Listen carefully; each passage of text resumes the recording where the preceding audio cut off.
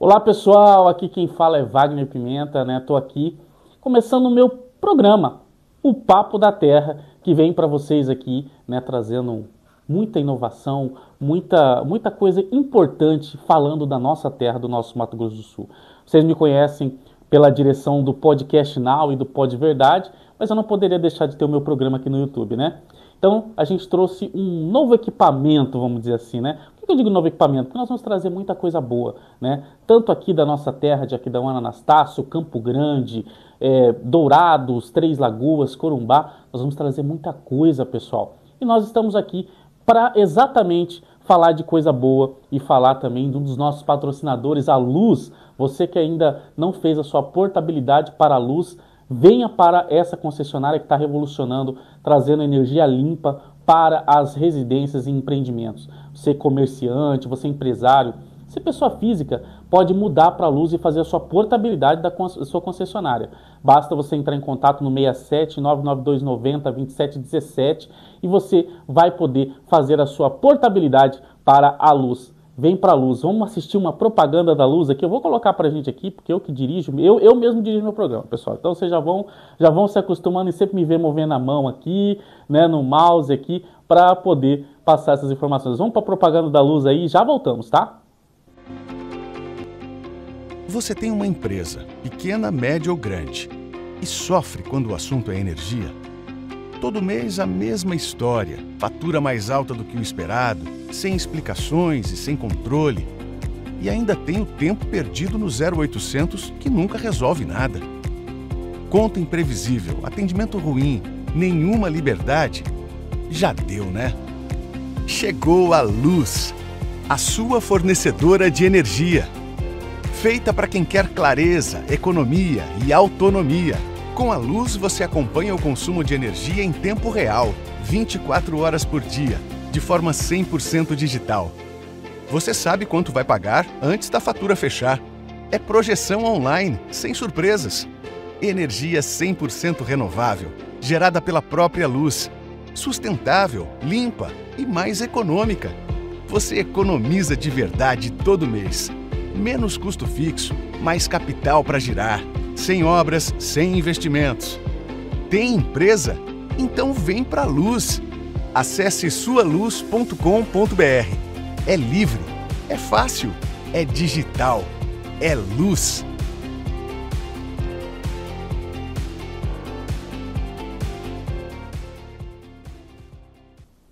É isso aí, pessoal. E mais um patrocinador nosso é a Fibra Plus Telecom.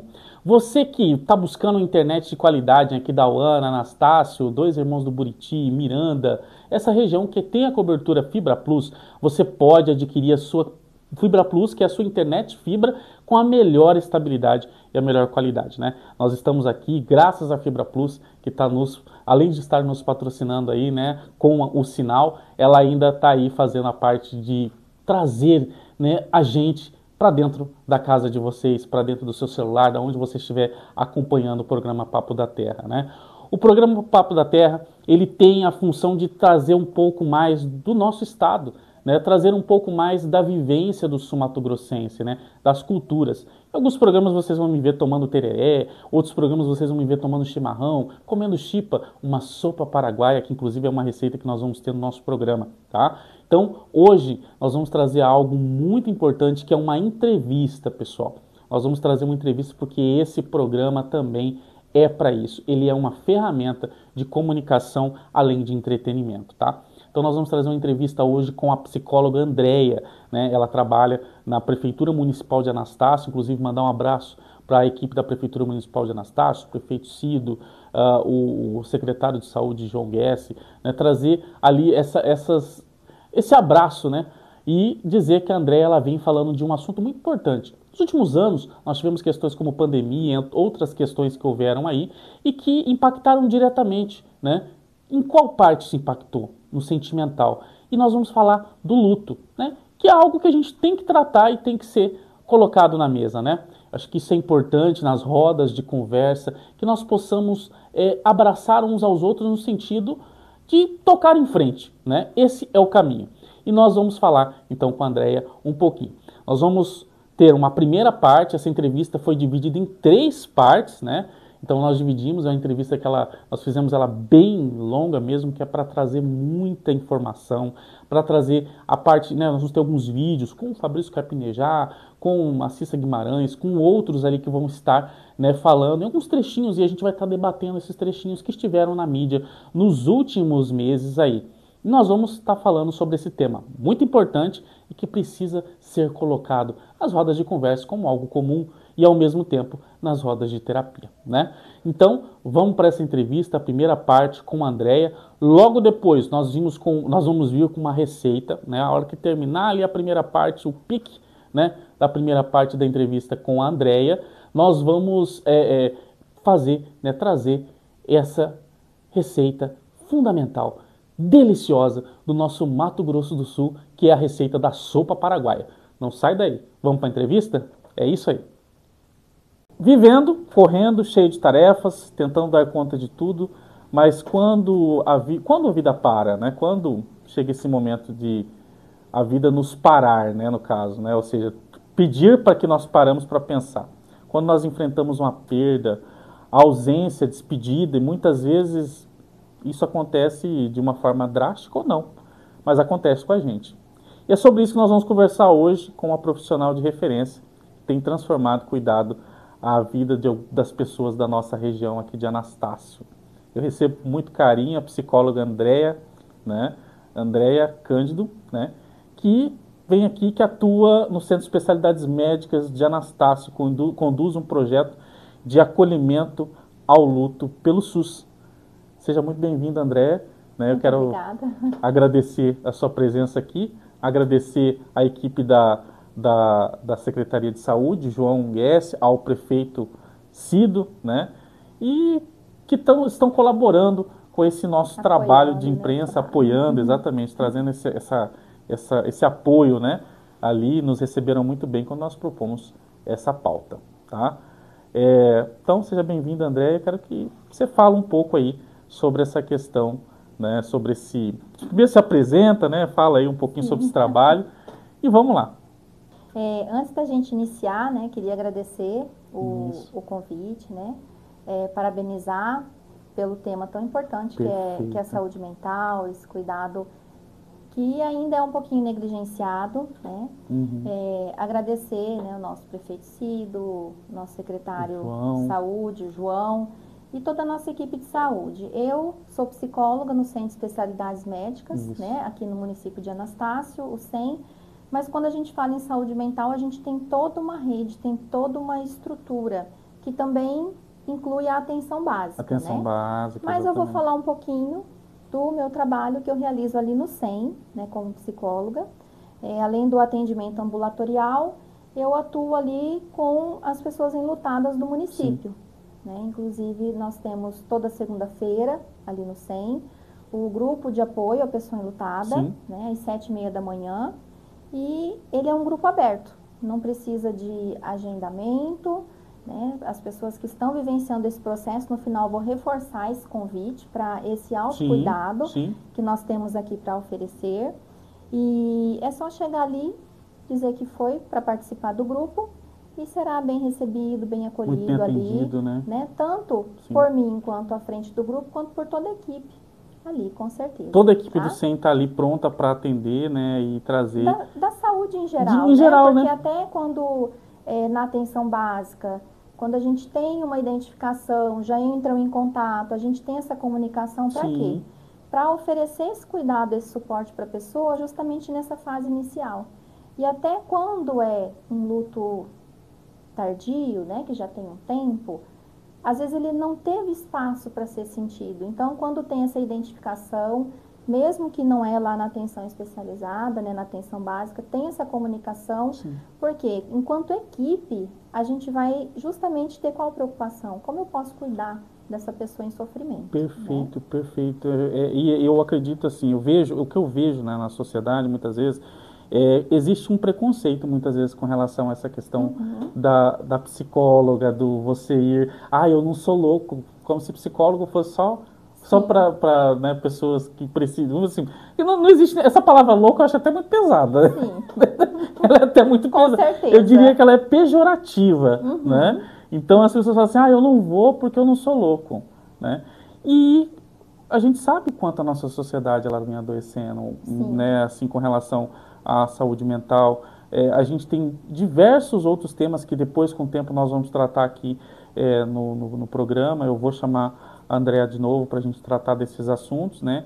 Existe ali diretamente... agora está uma moda do apodrecimento do cérebro, não sei o que, mas isso é mais para frente, tema que não tem nada a ver com agora, não tem nada a ver com o tema que nós estamos tratando. A gente podia puxar isso que você disse que é muito importante, Wagner, que é esse preconceito que a gente ainda tem com a saúde mental. Exatamente. Hoje, até um tempo atrás, a gente tinha assim o entendimento, né, do indivíduo, da pessoa, no modelo mecanicista, biomédico. Sim. Então a pessoa adoecia, ia lá, resolvia ali aquela dor, aquela causa ali do adoecimento e ok. Passava. Hoje, a gente já tem o entendimento da pessoa como um ser biopsicossocial. Sim. Então, inclui o quê? O biológico, que é o nosso corpo, que precisa estar ok, né? A relação dos aspectos psicológicos, que precisam estar ok, e as nossas relações sociais. Totalmente. Então, tem toda uma complexidade quando a gente fala em saúde e adoecimento. Sim. E é por isso que esse olhar, né, multidisciplinar, esse olhar no indivíduo como um todo é importante. E até trazendo sobre isso, quando a pessoa tem uma dor, quando a pessoa tá ali, tem uma febre. Nossa, eu tô com febre, já tomei alguma coisa ali, não passou, não resolveu, eu vou procurar um médico. Ou seja, no caso de emergência, no último instante. E até eu nem vejo chegando tanto ali numa emergência. Não chega nem no tanto, né? Deu febre, sentiu algo diferente ali, eu já tenho essa iniciativa, né? Sim. Para procurar ali um médico. Exato. Para entender o que está acontecendo. Em relação à saúde mental, o que a gente vê muito tem sim um olhar diferente para a saúde mental, né? Eu me coloco uma culpa nisso também, depois eu vou contar. Depois você me conta sim. Depois eu te conto. Tem, né, esse olhar com mais aceitação e com mais reconhecimento, eu diria, para esse cuidado com a saúde mental. Só que eu ainda vejo isso ainda de uma forma muito tratativa, onde a pessoa adoeceu e procurou o serviço.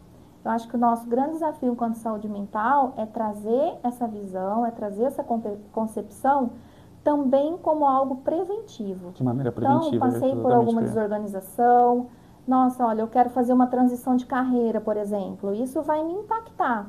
Então, por que não procurar um profissional para me ajudar a reorganizar, elaborar algumas coisas que talvez, imerso ali nas emoções, eu não consigo ter essa visão do todo. E isso seria de uma forma preventiva, né? Eu estou me preparando para algo que eu vou vivenciar. Prevenir também é cuidar, né? Sabe? Mas hoje a gente ainda está um pouquinho na esfera tratativa, mas já é bom, por quê? Porque as pessoas estão reconhecendo, né, que a saúde mental, quando eu negligencio, também adoece. Tem uma frase que eu gosto muito que fala assim, quando a boca cala, o corpo fala. Eu não sei o autor. Então, em relação à saúde mental, muitas vezes a pessoa ela está funcionando, ela está funcional.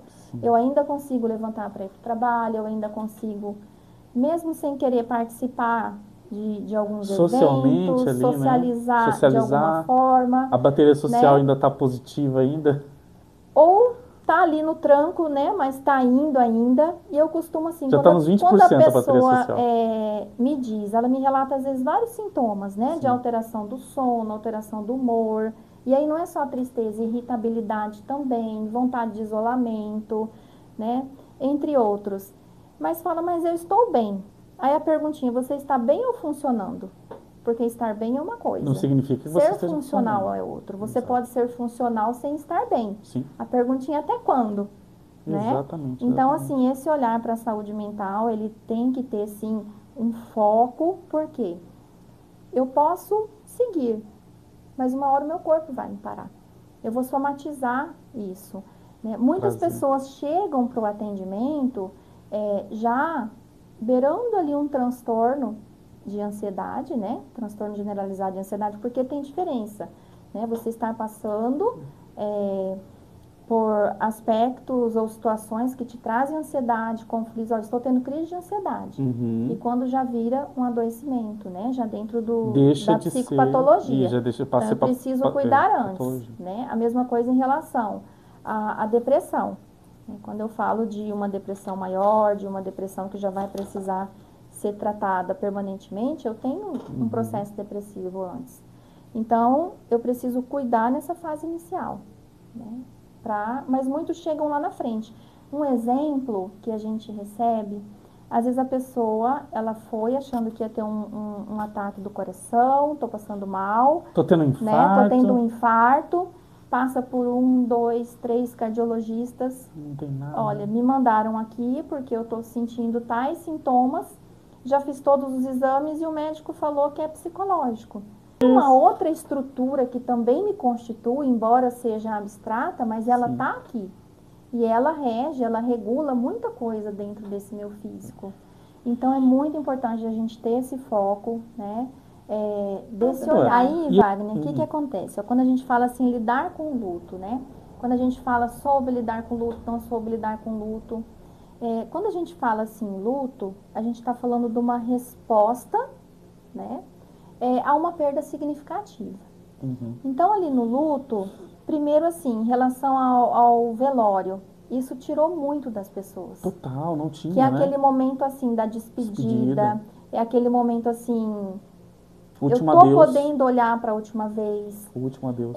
Pela última vez. É aquele momento que, puxa, a pessoa está em silêncio ali, mas está conversando ainda ali com a pessoa ainda fisicamente ali, porque ela vai precisar fazer uma transição que aquela pessoa que ainda está de forma física ali não estará mais amanhã. Não estará mais. Eu vou precisar internalizar essa pessoa de forma abstrata e simbólica. Exatamente. Então, tirou muito disso, desse processamento, né? Até as fases do luto lá da Elizabeth, né? Naquela primeira que entra a negação. Embora a gente vai frisar que não tem uma sequência. Depois a gente vai frisar, não existe uma sequência. Mas a gente quer negar aquele primeiro momento. Então, esse tempo que eu estou ali, além de me ajudar em relação a alguns sentimentos... Elizabeth Kubler-Ross? Kubler-Ross, ela me ajuda também nesse processo, assim, de entendimento. É muito comum, né, a pessoa quando está vivenciando luto, esse luto inicial, o próprio cérebro, tem um livro muito interessante, eu não lembro do autor, mas é o cérebro no luto. Ele vai trabalhar para negar aquela perda, porque é uma dor insuportável, é uma dor dilacerante para a pessoa, né? Dependendo do vínculo. Aí entra que não é uma regra, não tem que ser. Sim. Porque por isso que a gente fala, né, que o luto é uma reação, uma perda significativa. Então, às vezes a pessoa, ela perdeu a mãe, só que ela foi criada pela tia. Então, o vínculo com a tia, às vezes, é muito maior do que o vínculo com essa mãe. Então, a gente fala assim do luto, o vínculo, não que ela não vá sofrer, não tem como a gente mensurar sofrimento. É impossível. E o sofrimento é muito individual, é muito de cada um, né? E aí entra nessa questão importante o espaço para sentir. A gente tem todo essa cultura do luto no Brasil, né? Onde a pessoa precisa estar em sofrimento, mas como, você viu? Nem estava chorando, né? Nem chorou. Ou então, um tempo depois, a pessoa com muita dificuldade conseguiu participar de alguma reunião de família, alguma coisa. Nossa, mas só tem 2 meses, né? E está ali. Então, tem muito um preconceito em relação a como viver o luto. Sim. E, na verdade, não tem uma resposta, porque é individual de cada um. É muito pessoal. Uma perda numa família, né?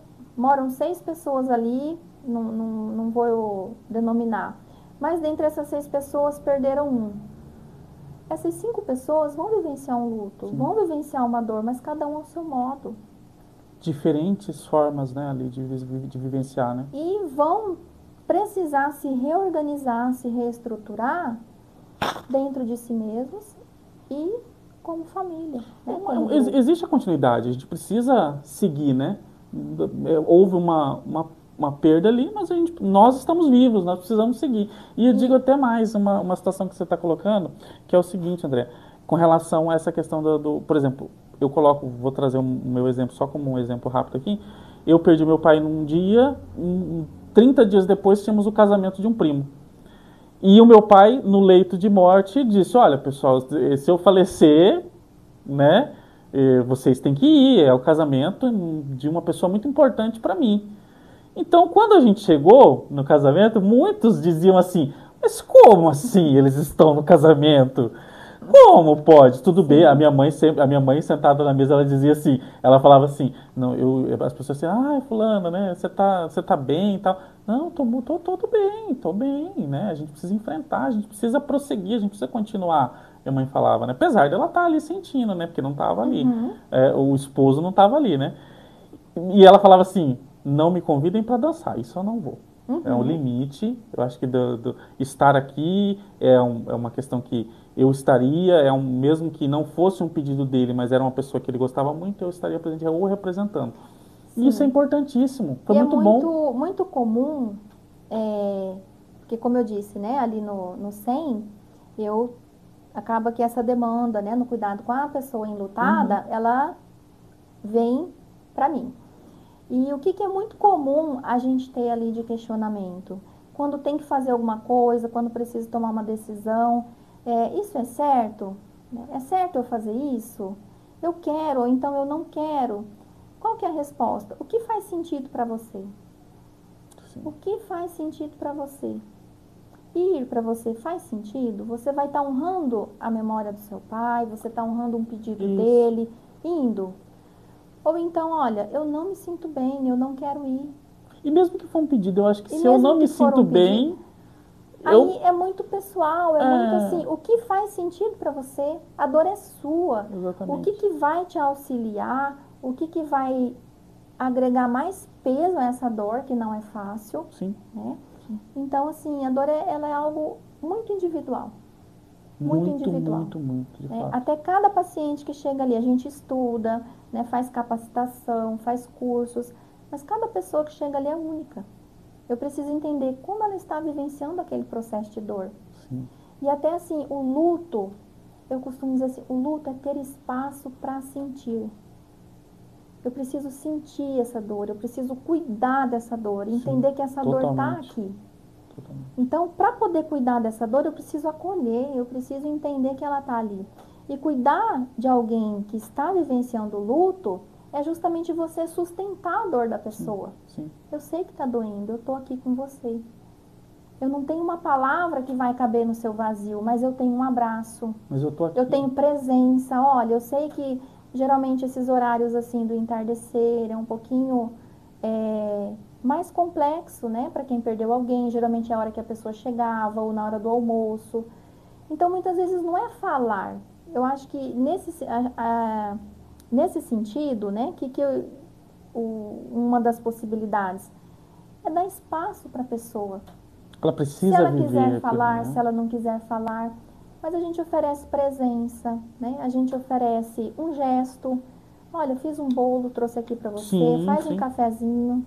É até uma das questões que eu ia falar agora, né? Que eu ia até perguntar, porque eu tô aqui com a minha colinha, né? Para não falar bobeira.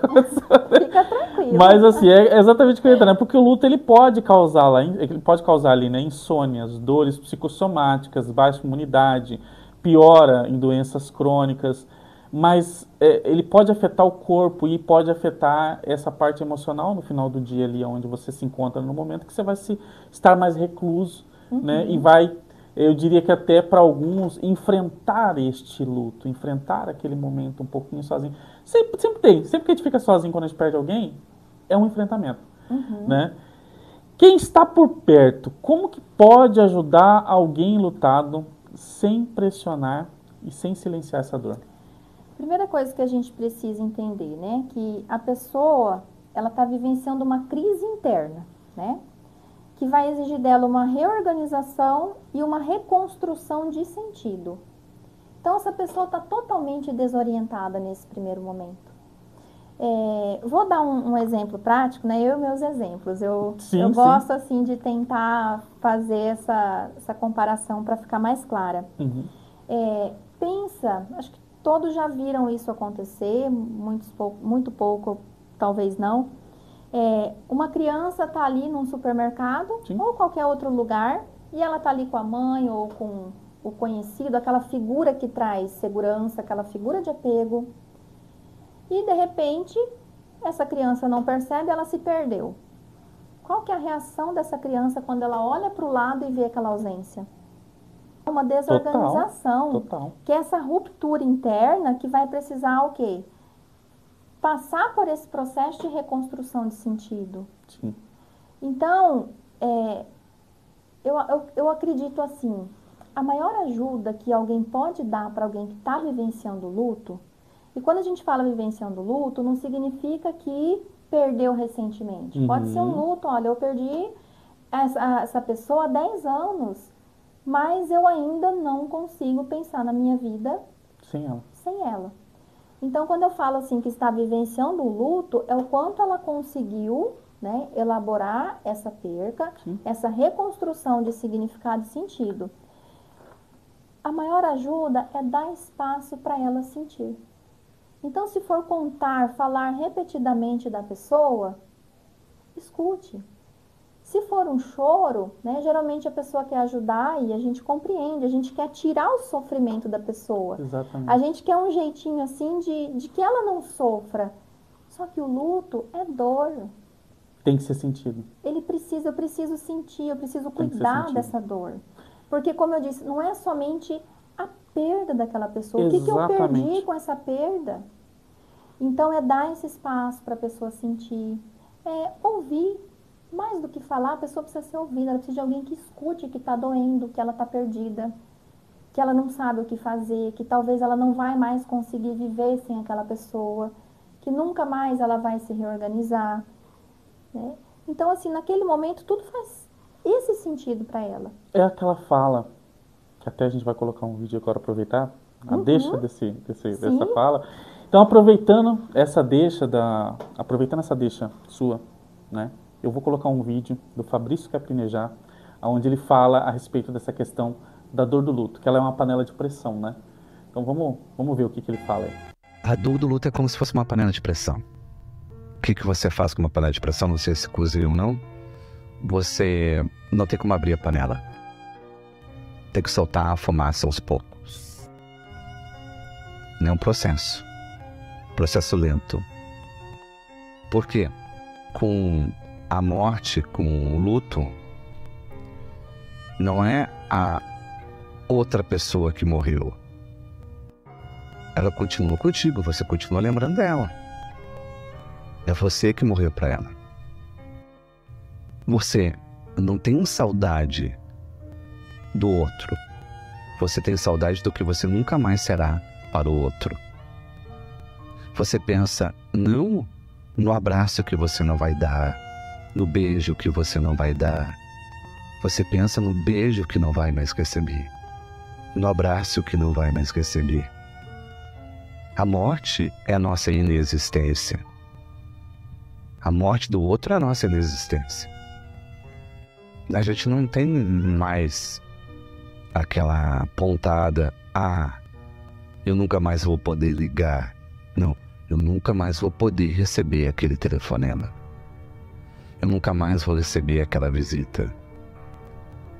Por isso que ela desconstrói. Porque pela primeira vez você deixou de existir para alguém. E essa pessoa continua mais viva do que nunca dentro de você. E até aí finaliza aí com um cachorrinho, né? Que também é um ser que sente muita falta do dono, né? E nós temos que ser assim também, igual o cachorrinho. Ter novos amigos, viver, tocar a vida.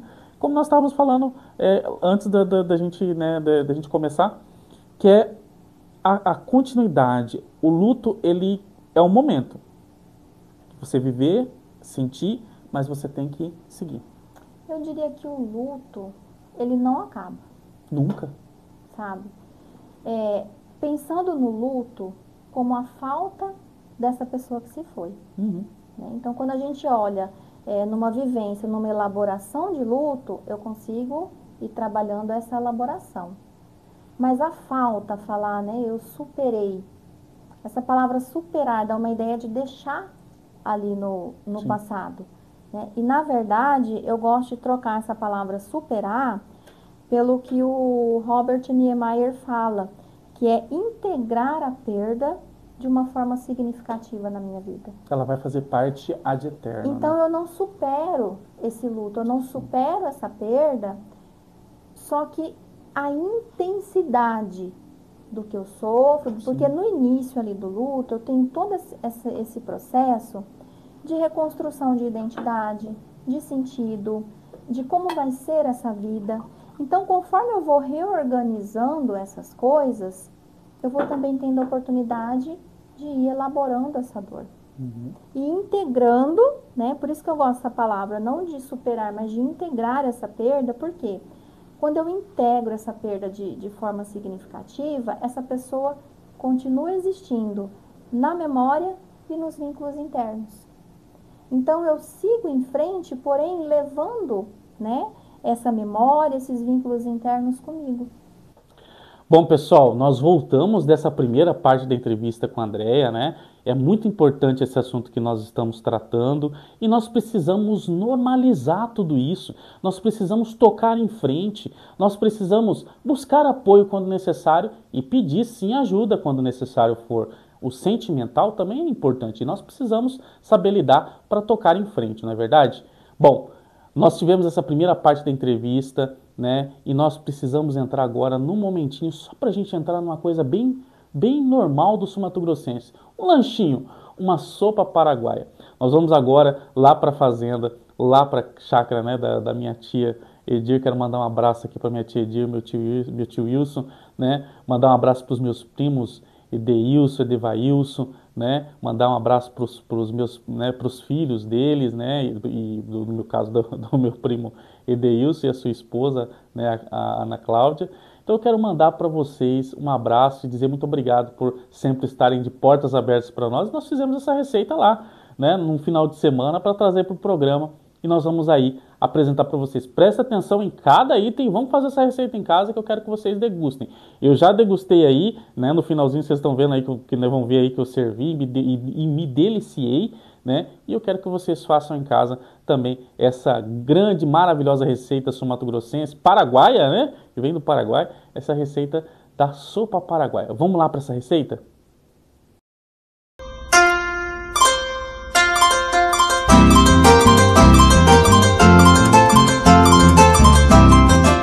Para a sopa paraguaia, você vai precisar de 800 gramas de queijo ralado, 200 ml de banha de porco ou óleo de soja, uma cebola média picada, 400 ml de leite, 4 ovos, 800 gramas de fubá mimoso, uma caixinha de milho verde ou meia lata e uma colher de sopa de fermento em pó. Modo de preparo. Em uma panela, aqueça a banha de porco ou óleo de soja até o ponto de fritura. Adicione a cebola picada e frite até ficar transparente. Acrescente o leite, misture e reserve para esfriar. No liquidificador, bata o milho com o próprio líquido da caixinha ou da lata e reserve. Lembrando que é meia lata. Em uma vasilha grande, coloque o fubá mimoso, a mistura da banha de porco, cebola e leite já fria, os 4 ovos e em seguida acrescente o milho batido. Por último, adicione o fermento em pó. Agora mexa delicadamente até formar uma massa com consistência de bolo. Adicione os 800 gramas de queijo ralado. Despeje a massa em uma assadeira quadrada ou refratária já untada. Leve ao forno pré-aquecido a 180 graus por cerca de 40 a 50 minutos, ou até que a superfície esteja dourada e firme ao toque. Retire do forno, deixe amornar e sirva. Está aí a sua deliciosa sopa paraguaia.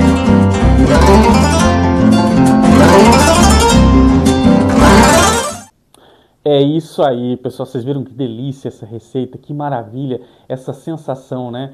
de trazer a cultura sul-mato-grossense, que nós temos muito, né, da cultura paraguaia aqui no nosso estado, né, do tereré, do chimarrão, da sopa paraguaia, né, da chipa, do chipaguaçu, do vorivori, nós temos muito isso. Então, nós vamos trazer muitas receitas que trazem esse aroma, esse sabor da nossa terra, tá? Então, nós vamos encerrando o nosso programa aqui nesse primeiro programa, né? Voltamos agora na nossa próxima sexta-feira com mais um programa aqui neste mesmo canal no YouTube, TV Serra de Maracaju. Então, sexta-feira nós estaremos lançando a outra parte do nosso programa, a segunda parte, melhor, a outra parte da entrevista e um novo programa onde nós teremos aí algumas matérias. Nós vamos falar do turismo na região ali de Piraputanga, né? E está tendo aí um movimento do balonismo, então vocês vão poder acompanhar isso de perto, né? Isso é muito bom, é turismo em movimento. E isso movimenta toda a cadeia de empreendedores, do empreendedorismo, dos mercados, das lojas, do comércio em geral. Isso é muito bom, né? E também nós estamos aí, né? No dia 15, agora nós comemoramos o aniversário de Aquidauana, a cidade princesinha do Pantanal, princesinha do Mato Grosso do Sul, né? Que vai fazer seus 133 anos. Então nós vamos aí ter um programa especial de aniversário de Aquidauana. Não percam, na sexta-feira nós vamos estar lançando, entre ali às 15 até mais ou menos às 20 horas vai estar saindo o vídeo, porque a gente coloca para estreia, né? Então ele vai ter um horário randômico definido, né? Nós vamos ficando por aqui. Eu quero desejar um grande, né, grande dia amanhã, um grande dia, uma grande semana, um grande mês e que nós tenhamos um grande ano, né? É isso aí. Vamos ficando por aqui, mandar um abraço, agradecer a Fibra Plus Telecom e a Luz, que são nossos parceiros aqui neste programa. Nós vamos finalizar com a propaganda da Fibra Plus, né? E vamos finalizar o nosso programa. Muito obrigado e aguardo vocês na sexta-feira para esse novo programa. Assim que ele for lançado, vocês vão ter o plim aí. Assina o nosso canal aí, clica no sininho, segue a gente nas redes sociais, TV Serra de Maracaju ou Agência Xerez. Pode seguir a gente que a gente vai estar produzindo muito conteúdo. De Campo Grande, de Aquidauana, Dois Irmãos do Buriti, todas essas regiões, Miranda, Dourados, nós vamos estar sempre trazendo algumas matérias dessas regiões aí, beleza? Aguardo vocês no nosso próximo programa. Até lá!